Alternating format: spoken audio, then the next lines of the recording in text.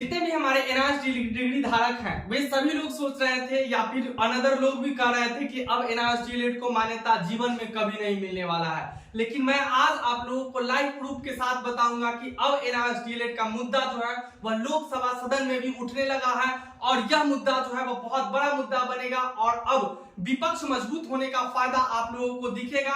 और मैं आज भी कह के जा रहा हूं कि एनआरएस डीएलएड को जो है एक न एक दिन जीत मिलेगा और अब ये जीत बहुत जल्द ही मिलने वाला है और एमएचआरडी और एनसीटी मिलकर अपना ये गजट को बहुत जल्द ही प्रकाशित करने वाला है, जो अभी आप देखिए। और इस बात को बड़े ध्यान पूर्वक सुनेंगे, जितने भी हमारे एनआरएस डिग्री धारक है वे सभी लोग इस बात को ध्यान पूर्वक सुनेंगे और बारी बारी से इसको समझते भी चलेंगे। तो देखिए असम के जो एमपी है वह लोकसभा में जो है वह किस तरह से हम लोगों की बात को उठाए हैं, सुनिए। वो 18 लाख 12 लाख छात्रों के हित में वो खड़ा हूं जिन्होंने डिप्लोमा इन एलिमेंट्री एजुकेशन, सरकार की तरफ से डिप्लोमा एलिमेंट्री एजुकेशन उन्होंने, देखिए क्या बताया जा रहा है कि एनआरएस डीएलएड जो कराया गया, जो सरकार की तरफ से डिप्लोमा इन एलिमेंट्री एजुकेशन कराया गया, जो कि 14 लाख छात्र जो है किए और करने के बाद उन्हें जो है कुछ लोग को नौकरी मिला, कुछ लोगों को जो है वो बरगला करके छोड़ दिया गया कि ये डिग्री अब आगे की भर्ती के लिए मान्य नहीं होगा। उसी के लिए ये हमारे ये देखिए ये गौरव गोगोई जी हैं जो कि इंडियन नेशनल कांग्रेस जोरहाट असम के एमपी हैं। इस ऐसे एमपी को धन्यवाद देते हैं कि जिन्होंने हमारी बात को लोकसभा में उठाए हैं। अब देखिए आगे क्या कर रहे हैं। लगभग 18 महीने उन्होंने संपूर्ण कर लिया, कंप्लीट कर लिया, लेकिन आज उनको नौकरी नहीं मिल रही। संक्षेप इतिहास बोलता हूं कि 2017 में केंद्र सरकार एक नोटिफिकेशन निकालती है कि हम चाहते हैं कि, देखिए क्या बताया जा रहा है कि 2017-19 बैच के लिए 2017 में केंद्र सरकार ये नोटिफिकेशन निकालती है कि एनआरएस से डिग्री करके और पूरे भारत के जो भी शिक्षक हैं या फिर जो कहीं भी पढ़ा रहे हैं, चाहे गवर्नमेंट में प्राइवेट में कहीं भी, वे सभी लोग ये कोर्स को करके और फिर आगे की डिग्री के लिए आगे की डिग्री कंप्लीट करें और करने के बाद ये आगे की शिक्षक भर्ती के लिए मान्य होंगे। देखिए आगे क्या कहते हैं। डिप्लोमा इन एलिमेंट्री एजुकेशन में 2 वर्ष का कोर्स हमारे भारत के जो अध्यापक है वो इस डिप्लोमा कोर्स ले, तो लगभग 12 लाख लोगों ने भर्ती किया, लगभग उनका 18 महीने संपूर्ण हुआ। फिर भारत की सरकार दोबारा ऑर्डर निकालती है ये कहते हुए कि अब 2 वर्ष का नहीं, अगर 18 महीने हो गया तो इसको हम 2 वर्ष के बराबर हम लेंगे और ये लोग काम कर पाएंगे। देखिए यहाँ पे ये रंजन गोगोई जी वो क्या बोल रहा है कि ये 18 वर्ष का कोर्स नहीं है, ये कोर्स को 18 महीने का डिजाइन किया गया है क्योंकि ये कोर्स आगे 24 महीना का जिस तरह का कोर्स था वैसे ही कोर्स है।